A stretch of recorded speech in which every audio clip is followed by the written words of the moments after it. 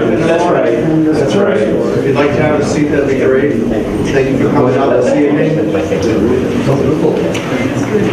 My name is Ed Scituate. I'm the chairman of the Public Buildings Commission, and I welcome you to tonight's presentation on the library project. This evening we have a PowerPoint presentation which will show you the current design of the project. And then at the end of the presentation we'll have time for questions and answers. So if you could hold any questions until the end of the presentation, that'd be wonderful. I'd like to introduce Jesse Finney, who's the library director, who's going to start this evening's presentation. Jesse. Thank you. Hi, everybody. As Ed said, I'm Jesse Finney. I'm the library director. Thank you so much for coming. The fact that you all came tonight means that you hear about the project in the library, and we really appreciate that. We're really looking forward to hearing your feedback tonight. So I'm just going to talk a little bit about the designer selection process.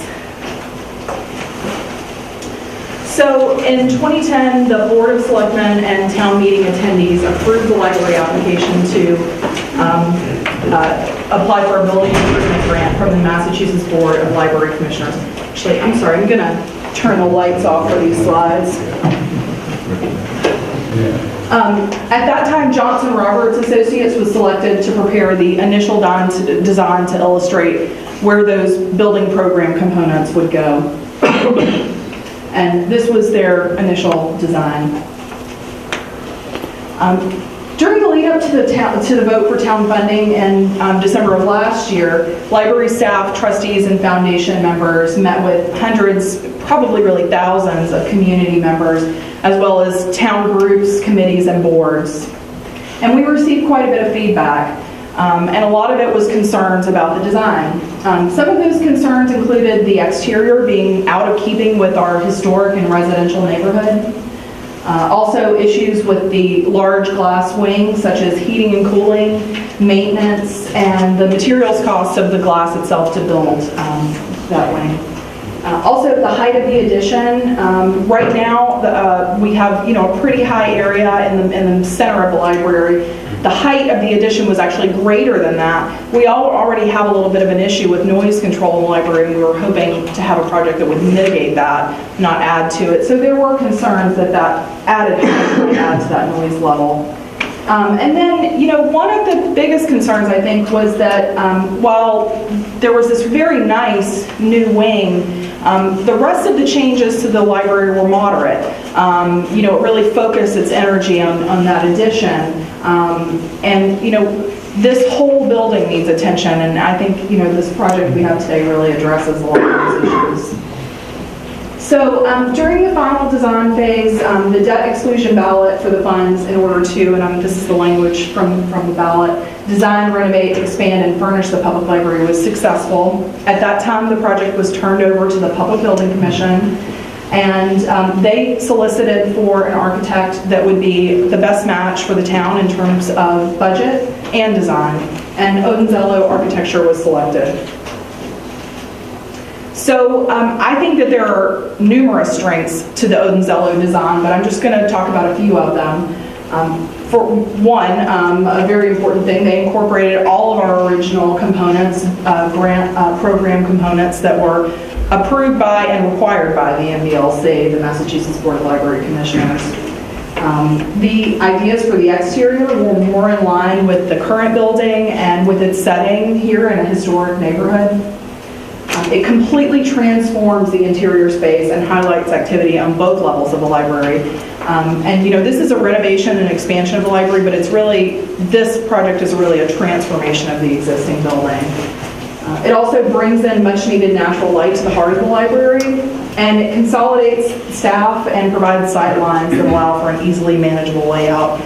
And I want to just spend a few seconds talking about this because this is a really important point to make, because when we went to the town with this project, we said that we could go forward with this project, which is, doubling, nearly tripling the size of the existing library, the usable space of the existing library, I should say, with the staff that we have currently. And the only way we can do that is by making sure that all of that building is manageable for us. So good sight lines, the ability to see in a number of spaces at once. These are all things that are really going to help with that.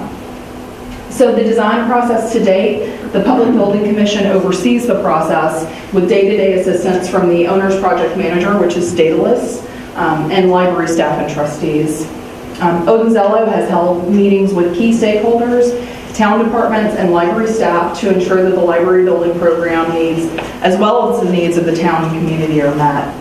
And really, that's why we're here today, because this public forum is an opportunity for you to give us your feedback and tell us what you're looking for in this project. We're pretty excited about what we have, and I'm really excited to introduce Conrad Ello, who's going to talk more about the design. Thank you, Jesse. Thanks a lot. I'm Conrad Ello from Odenzello Architecture. It's nice to be here tonight and to share the latest design work to date. It's important to point out that we're in the middle of a design process. This is not a final design that we're looking at tonight. We've done a lot of good work with a number of you over the last 4.5 months. But it's a malleable thing. It's an iterative process, and so tonight's feedback from you is helpful and will feed into the larger process that we're involved with. Wanted to just reiterate what Jesse said. Our real thought about this project, and one of our real charges, is to look at this renovation and expansion as an opportunity to transform the existing building. This 1978 building has good bones, but it's got, obviously much needed deferred maintenance that needs to be addressed. Like the roof is past its service life. It needs new windows. All of those kind of infrastructural things that need to be improved upon. But also, when you think about this library, although it's an existing building that's 25,000 square feet, it's really, with the exception of this room on the lower floor, it's really a library on one floor, the floor above us. So it's really like we have a 12,000 square foot library. And we're moving towards what will be a 32,000 square foot library at the end of the day. So this is almost a tripling of space. And the quality of the spaces will be much better. There's things we're beginning to investigate and do with the new design that really does wholly transform the experience of this building.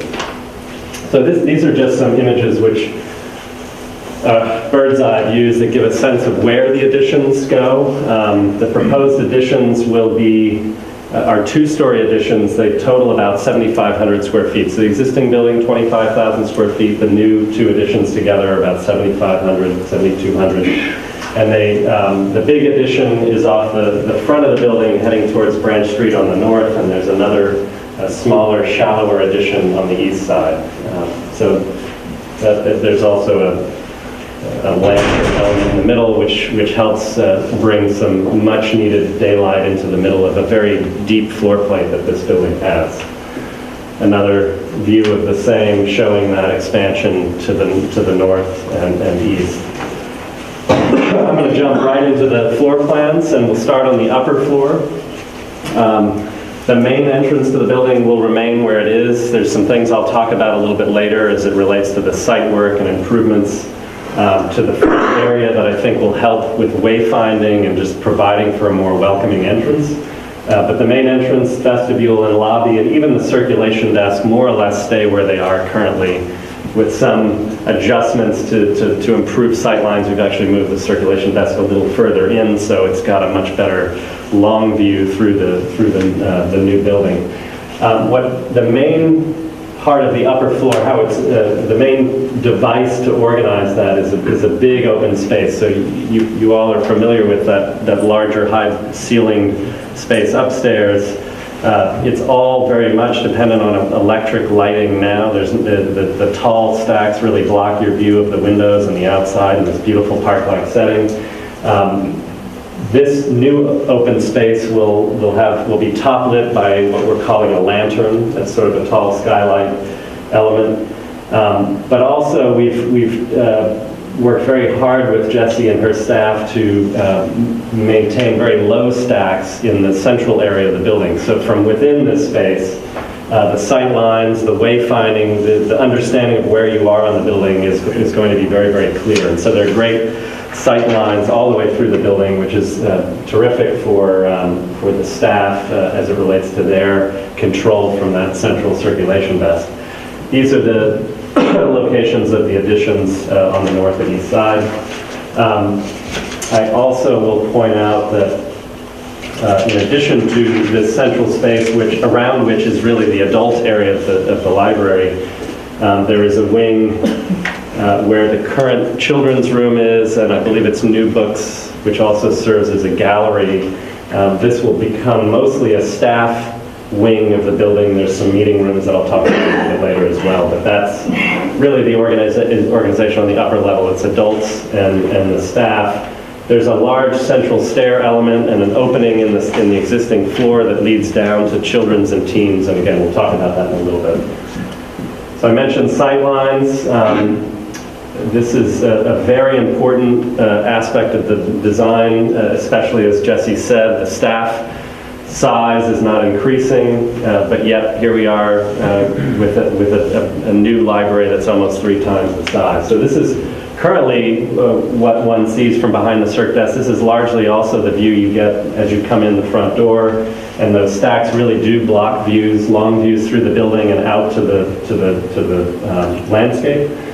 And this is the intent of the new space inside. So the low stacks provide for very long views through the building. There's a new big bay window facing Branch Street to the north. Increased glazing in general on the north, east, and west sides. So there'll be a great sense of daylight. It'll be much brighter and much easier to navigate if you're a user of the library. I'll point out these trusses. It turns out that above the ceiling there's a series of heavy timber trusses that exist. That's what holds up the whole existing roof. We've exposed those. They're actually in very good shape. The thought here is to bring a little bit of warmth and scale into this central space by exposing those. There'll also be some very interesting lighting, a cove light that will sort of backlight these trusses. That'll add a little bit of drama to this space at night. The lantern also will have lighting as well, so it'll maintain that beacon quality even at night.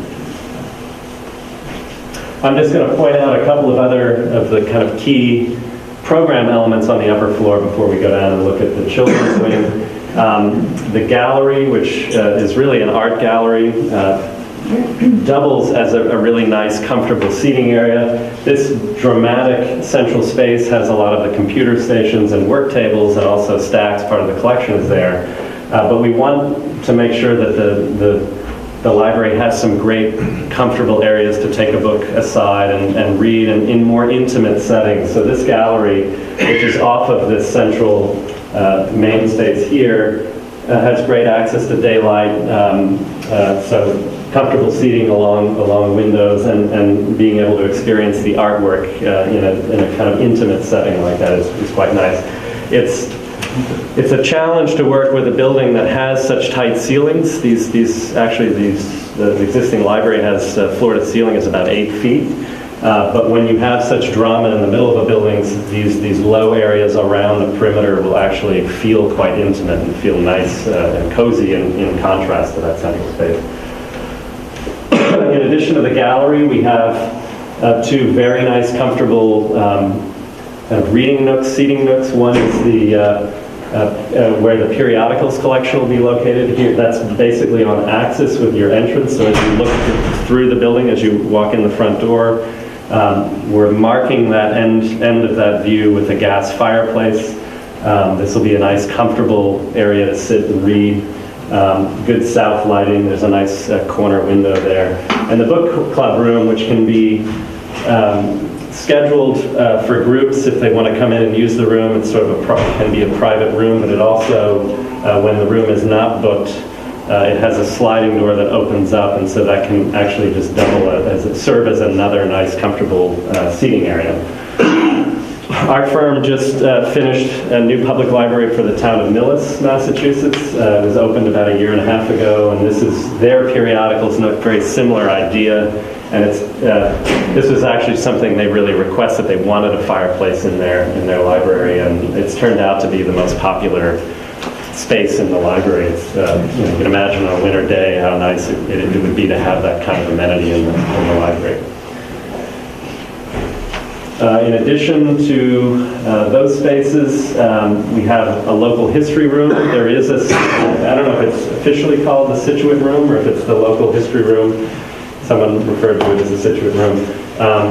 It actually exists in this corner of the building now. It's locked, and it's locked because the collection itself is just sitting on shelves. It's not secured. The plan for this room is to develop built-in bookcases that have wired doors on them that are lockable. So the collection is there. It can be accessible with help from staff. But the room itself can be used, and there's great material in there that doesn't need to be behind lock and key. There's great maps, and this we see as kind of a nice, quiet workroom that we'd like to encourage the use of. And I think you probably get limited use of the existing history room because of the way the collection is handled in that space. What's nice about this room, in addition to being in a more central part of the library, it's adjacent to an outdoor reading porch, which then has a great view to the east of this, again, park-like setting. So that's also a nice amenity, this outdoor covered reading porch, which in the shoulder seasons and in the summer, it is fully covered. It's a deep porch, so it's shaded. But this will be also another nice amenity, I think, for this library. And what's great about this is that it's up on the second level, so it's controllable. There's no way that folks can get up onto that porch from grade. So the library doesn't have to worry about this being a back door that somebody can sneak into. It's fully controllable, and even when it's maybe open for use, can be controlled by way of the doors. It's another library our firm did for the town of West Tisbury on Martha's Vineyard. It was opened about a year ago. A children's porch that's become a very popular amenity there, and the same kind of idea that why not on nice days when you can take a book out and read outside, how great would that be? And especially in a setting like this, which has such a great yard around the library. I just want to also point out the meeting rooms adjacent to the staff suite. I mentioned that this wing of the building is really staff space. It's not entirely true. It's really about 2/3 of that wing that's devoted to staff offices.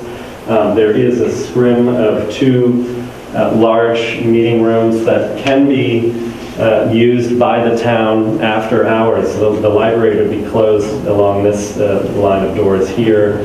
This has an independent entrance, so there would be a separate lobby and separate restrooms serving those 2 meeting rooms. So this is a great, in terms of flexibility and use by the town, it's nice to have that after-hours component. There's another after-hours component on the lower floor, so this building actually has quite a bit of flexibility as it relates to town functions. Before I move downstairs, I just want to point out, in the existing library, when you come in the front door, and you turn left and you look towards the north here, it's all full stacks with public restrooms that are very hard to find in the very back of the library, along with an elevator which comes down and serves this floor. The bathrooms are moving much closer to the lobby, they're much easier to find, and the elevator is moving fully across the length of the library, and it's going to be located adjacent to the circulation desk. So in terms of the new use of the lower level and access to the lower level, it's very easy. People come in, they're right in front of the circulation desk. There's a very clear path down an ample stair in the middle of the building, and then the elevator is right there as well. So heading down that stair, this is a view at the very bottom of that stair. You will benefit from the top lit, the lantern, which is directly located above that opening in the floor and the stair down. At the very bottom, this is also, a public stair we did in that West Tisbury library I mentioned. It's really very much a central part of the library, and it's a part of the life of the library, and we want to make sure that the 2 floors are very much interconnected, and the life and activity on both floors is seen as one thing, not that we're relegating program down here as sort of back of house stuff or not as important. And this this central stair in your library and the big opening in the floor, I think, will help encourage folks to see this as a two-story library. So then at the bottom of the stair, right at the bottom of the stair, there's very clear entrances into two major wings. There's a children's area wing with its own program room. This suite is about 4,500 square feet, so significantly larger than the existing children's room, which is about probably half of this wing. So there's a substantial increase in the amount of real estate for children. And then, more importantly, because the teen area was sort of an afterthought upstairs right now, it's kind of just carved out of space in the main library just next to the circulation desk. The teens will have their own room, a dedicated room, and so these become kind of independent suites within the building.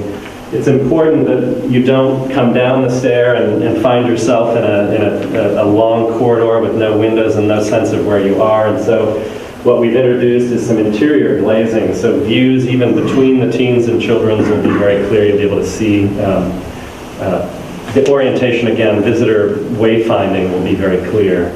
And also it's important as you come down the stair to be able to clearly, immediately understand what's down there. Down a little hallway, and actually there's a slope to the hallway because this new wing we've built, this is the new addition.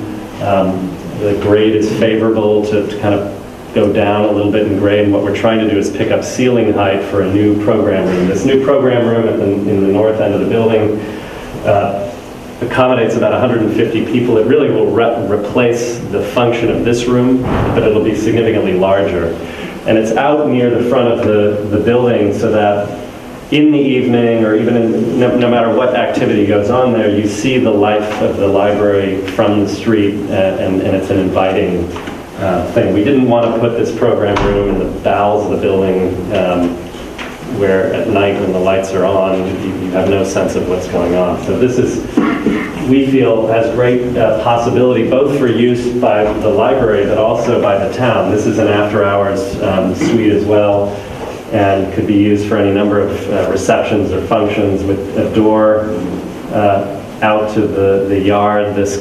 Receptions could spill out even onto the lawn. It has its own dedicated kitchen and separate bathrooms, and with this lower limited access entry, it really operates as an independent suite.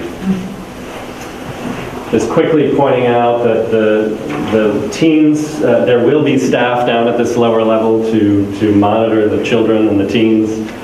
There is an office that is shared by the teen librarian and the children's librarian, and then their support staff. But the desks have been intentionally located kind of opposite one another and facing one another so that the sight lines that each station can help monitor the other. And if one of those two librarians has to run upstairs quickly for something, there are good sight lines from the other desk into the adjacent space. I mentioned the after-hours meeting suite. So along this line, these doors can be locked after hours, and this can operate it as a meeting room for the town. I may be, Ashley's going to help me talk a little bit more about what we're getting here in this new library relative to what you have now in the existing building. So this is Ashley. This is the existing upper level, which is the majority of the work as far as the functioning library. So you have the main adult stacks, the teen, and then the dedicated children's wing. You also have the circulation desk and some staff offices and the history room. And then as Conrad mentioned, the elevator and the two vertical circulation points of the stairs are marked in the deeper yellow.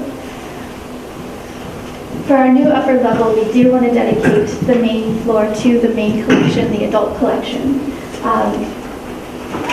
and move this history room and also have that circulate as part of this reading area and stacks. The change here is that the back of house staff operation, where there's the processing and various activities that the staff has to do to support the library, will be centralized to the top floor. There's also clear glass partitions so that the staff has better views of the circulation desk and can help support the patron intake. There'll be dedicated staff at the circulation desk at the upper level and at the 2 lower level teen and children's wings. But having the primary back-of-house staff located up here with clear views out to the main entry points of the library and the main wing, we feel really helps to centralize the activity. We're also moving the 2 major points of vertical circulation closer into this entrance of the main library. The stairs Conrad spoke about, and then from what used to be the elevator over here, moving it just past the circulation desk. And then this part here is a after hours or during the day book drop where you can deposit books without going into the main library. As part of introducing and keeping a lot of the program that you have in the library, we've worked with several different members of the staff and parts of your community to understand the history, the gallery spaces, the book club, and the importance of meeting halls. And so we want to make sure that they're really reinvigorated and that they're part of the plan, but that they also aren't dead zones when they're not reserved. So all of these open up to become part of areas to read and to study during operating hours when they're not reserved. As you see, these deeper magenta are staff service points on the main library floor. So entering into the library with the circulation desk, and then moving out into the collection, the lighter blue are the stacks. We've calculated the stacks to hold the current collection as well as the projected collection over time. And with the increase of the square footage of the library, we're able to keep lower shelving to keep those views so that the staff has clear access to be able to interface with the patrons. And so that as you walk through the library, you have a better understanding of your park-like setting. This desk here is the reference desk, which will help utilize and opening up these collections that will be locked within the local history room, and also available to help answer questions on the floor. As part of the tables and computer layout, this bar here will be the dedicated computer spaces, and then these 3 long tables in the central area will be open tables ready for laptops and various types of research and studying. And then around the perimeter of the building, closer to the larger glazed windows, we have soft, comfortable seating. These in the gallery and these in this north bay looking out onto Branch Street. There are also 3 quiet study rooms that can accommodate small groups or single-person studying. And then again, the book club that can be completely opened up when not reserved to accommodate public. This is the lower level floor where we are here, and this green room in the center is the meeting room. So you see it's mostly surrounded by storage and staff use out here. And so, and again, this lower level entry, you have the circulation into these areas. So we're looking to bring down some of the services of the library into this space, having the dedicated children's wing and the teens, moving the main program room out further north in the addition. Here you see the elevator with a path to these 2 wings and out down this ramp here to the lower level entry. We are talking to the staff about various points of deliveries, trash removal, working with the various ramps and paths we have to the elevator. So that's something that we are continuing to develop with them. Also in the lower level, we're giving a stronger presence to the friends of the library. Currently they have utilized the storage facilities and then bring out books for sale periodically throughout the year. So there will be a dedicated storefront presence here in this lower level corridor with service support space for them to help process books that will be available for sale. And then we are keeping the back of house storage and mechanical in these zones here that are buried deeper into the ground. These are the areas that are dedicated for community programs. So this community space can accommodate 155 people when it's in a seated lecture assembly. But it's flexible. It has its own storage room, its own kitchen, its own bathrooms for support, where there are numerous layouts you can do with tables or opening it up for larger events. This program room has 2 entries, one directly into the children's wing and one into this main corridor, so it can be a flexible program space between children and teen use. And again, here is that Friends bookstore and then their support area. I want to go over how we've zoned the children and the teens wing. So starting with the teens, here's the service point and the main access door, so people will be greeted by the teen librarian as they enter into this room. And she'll have clear views into this. Right here are a bank of computers, and then 2 study tables, and then soft seating by this window here with the books stacked along this quadrant. In the children's, again, you'll be greeted by a teen or child librarian at this desk. I think we believe there'll typically be 2 people at this desk, or it can at least accommodate that. Directly behind it is a children's librarian office. And so right now we have 3 stations in this office. This office has clear views out to this entry vestibule and clear views past this circulation desk. And so they can both monitor who's coming and going along this corridor, as well as help jump onto the circulation desk or out into this children's library to help patrons. In this zone here, we have a bank of computers for children, soft seating that can facilitate monitoring various programs that go in here. We have clear glazing partitions so that everything is very open. It's very easy to have kids in one room and also go into the stacks and be able to have views of where everyone is. And then we have study tables. This zone here is for toddlers. We have a corner here with window seating around for play area, the train table. There'll be soft seating so that you can read to your children. These all have views out onto the park. There is a door here that can be locked and monitored, but there can be access out into the yard. And then this wing also has a dedicated AV section for children, and then a single bathroom just for convenience. And so with that. Yeah, I'll try to move a little more quickly. We'll move into the exterior, but just before we do, I want to show some sections through the building. This is the existing building showing that central space that's quite high, and again, not really animated by daylighting, and the transformation that one gets with that top-lit space, top-lit by way of the lantern. Cross-section through the building again, showing the full-height stacks. Really a room here that has very little connection to the outdoors. And then that transformation again, outdoor porch, children's wing, teens wing here. So now I'm going to talk a little bit about the outside, and then we'll move to the site plans. The existing building is really brick and cedar. That's the palette.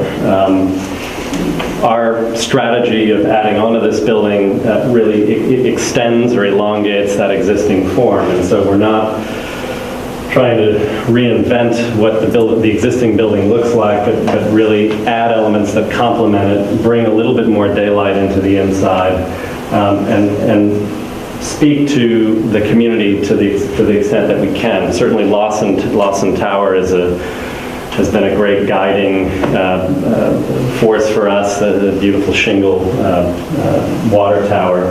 And I think the shingle roof here has a great tie-in to that. The shingle roof is way past its life, but we feel any other material would be the wrong decision here, because it's such a huge roof that if you imagine that in metal or some other material, it would be so jarring. And there's a nice texture and warmth to that existing cedar.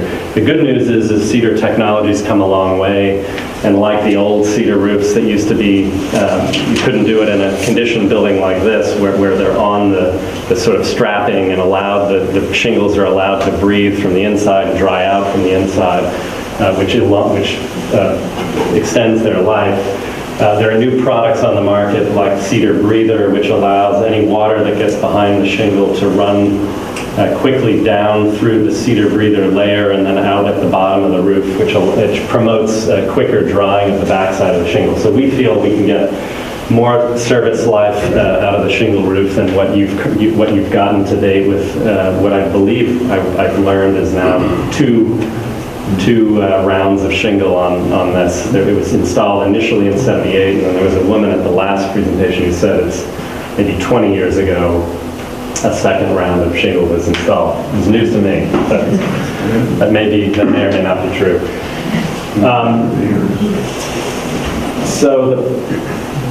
Excuse me.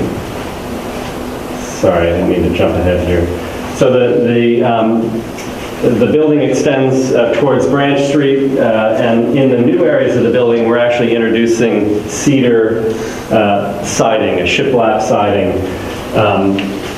All of this, along with the roof, will weather to a silvery gray, but the same kinds of technologies that help promote drying for the roof shingles, we can implement in the walls as well. There are also treatments.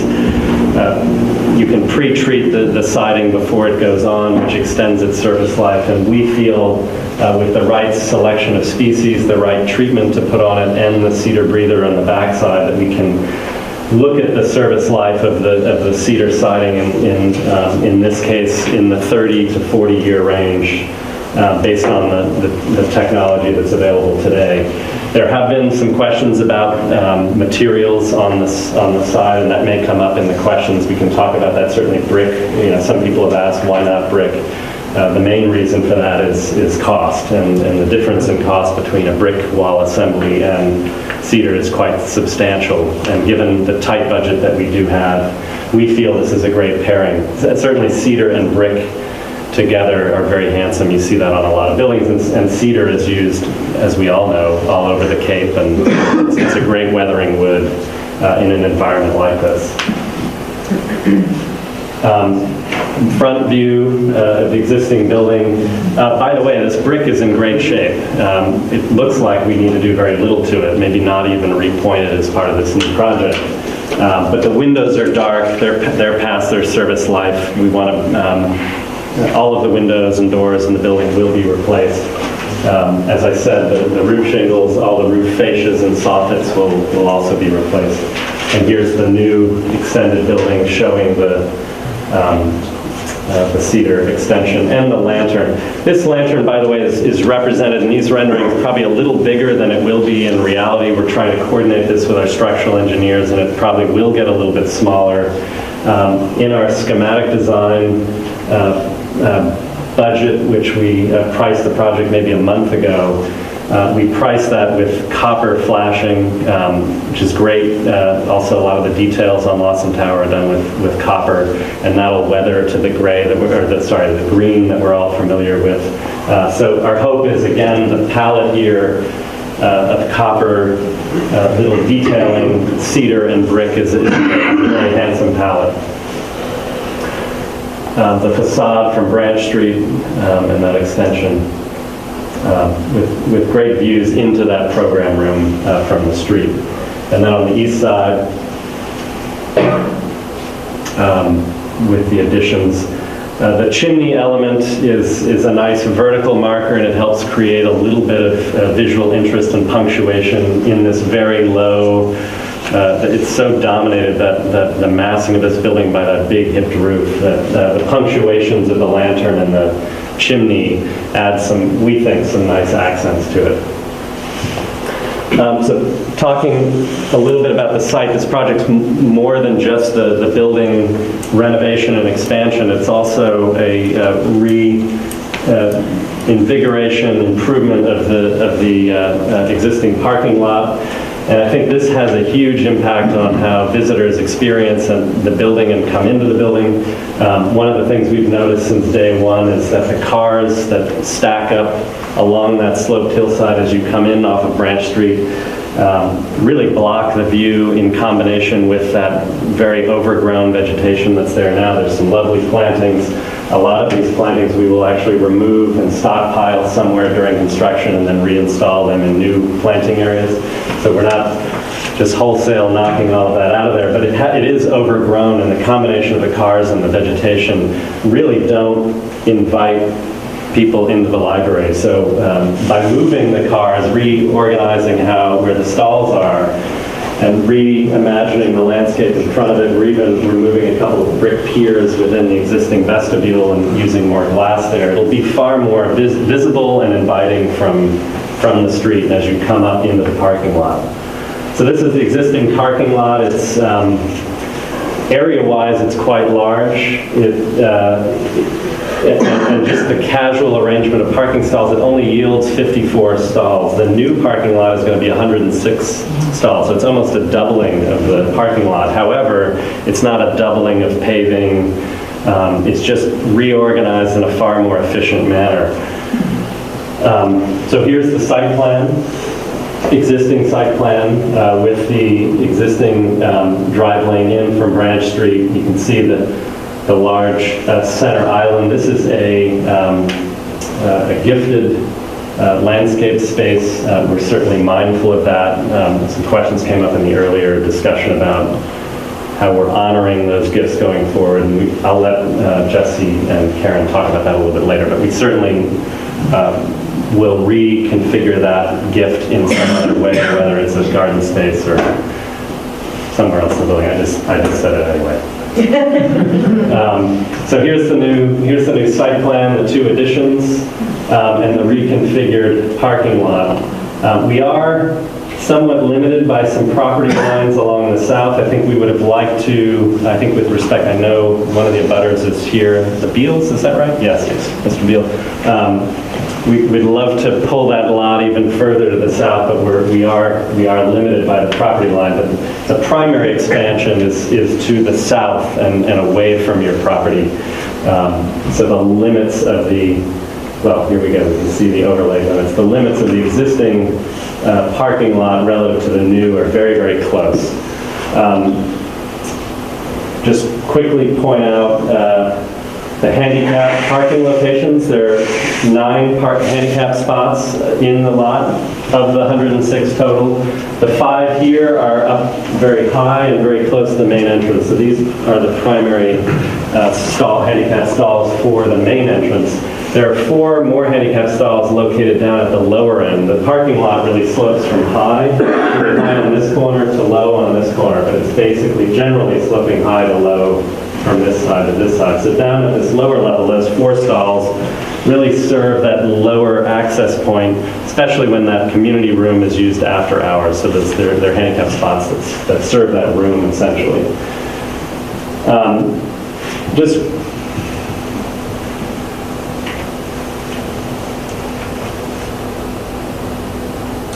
wanted to point out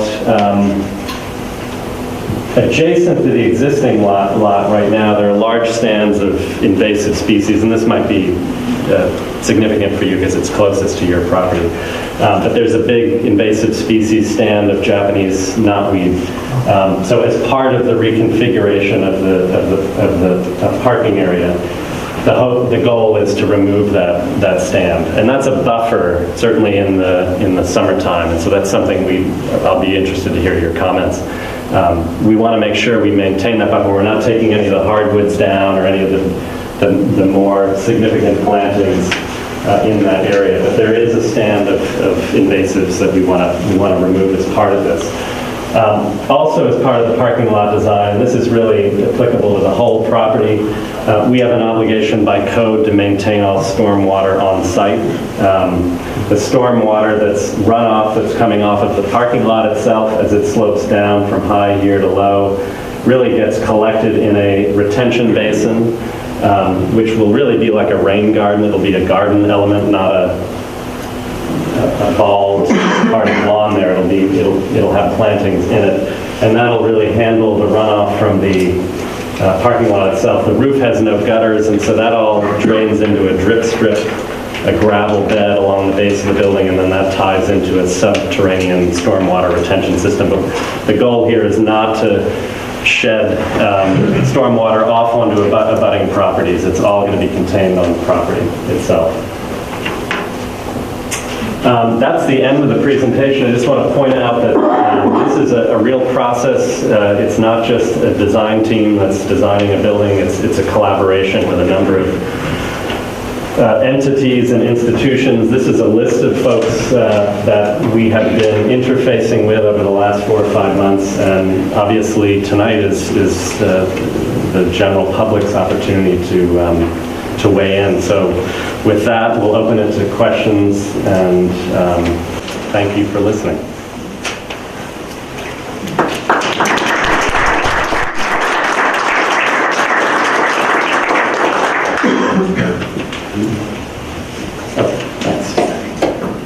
And the questions aren't all, hopefully not all for me. I hope these guys can help answer a little bit.